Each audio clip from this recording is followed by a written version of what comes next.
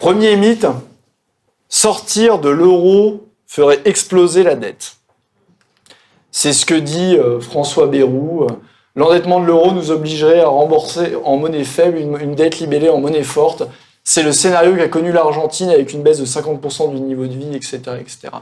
L'idée sous-jacente étant de dire, grosso modo, si vous sortez de l'euro et que l'euro se déprécie de 10, 15, 20 ou 30%, votre dette va augmenter de 15, 20 ou 30%.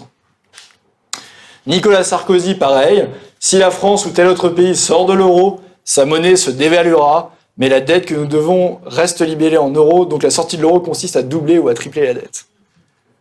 Bon, déjà, il a un petit peu de mal en maths, notre ami Sarkozy, parce qu'il faudrait une dépréciation mais de folie pour doubler ou tripler la dette. Mais bon, c'est pas grave.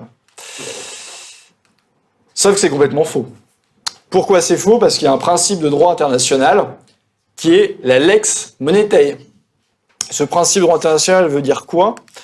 Il veut dire que ce qui fait foi, ce n'est pas la nationalité du créancier, celui qui vous prête l'argent, mais c'est la nationalité du contrat dans lequel est fait la dette, est émise la dette.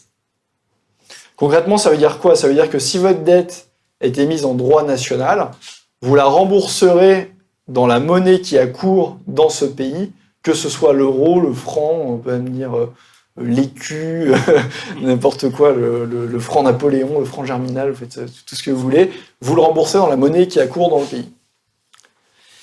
Et d'ailleurs, ce qui est intéressant, c'est que, on va revenir dessus après, ce qui est intéressant, c'est que cette question-là, c'est pour dire la majorité intellectuelle de ces gens-là, ce principe de droit international est connu et contesté de nulle part, on peut rétorquer exactement le même argument au moment du passage à l'euro.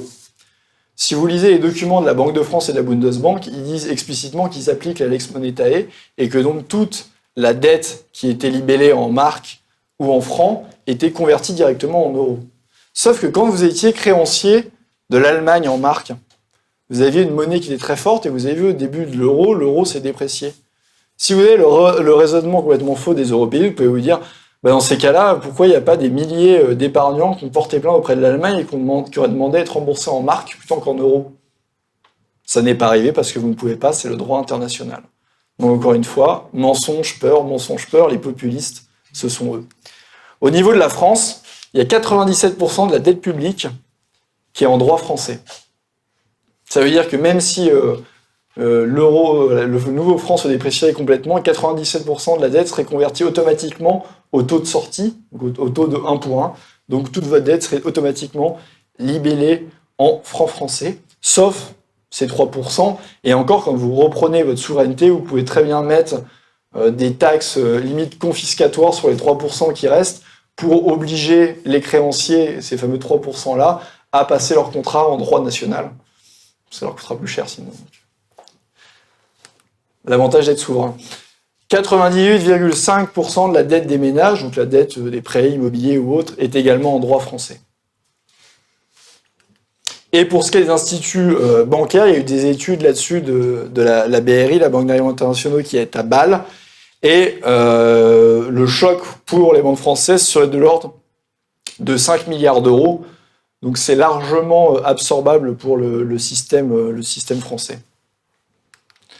Et pour ce qui est des entreprises, essentiellement les multinationales qui ont de la dette également en devises étrangères, les multinationales françaises ont plus d'actifs que de dettes en devises étrangères. Donc d'un point de vue bilan et économie, au contraire, convertis en francs, ils auront un ratio de dette qui sera moindre par rapport à leur actif, donc c'est largement gérable.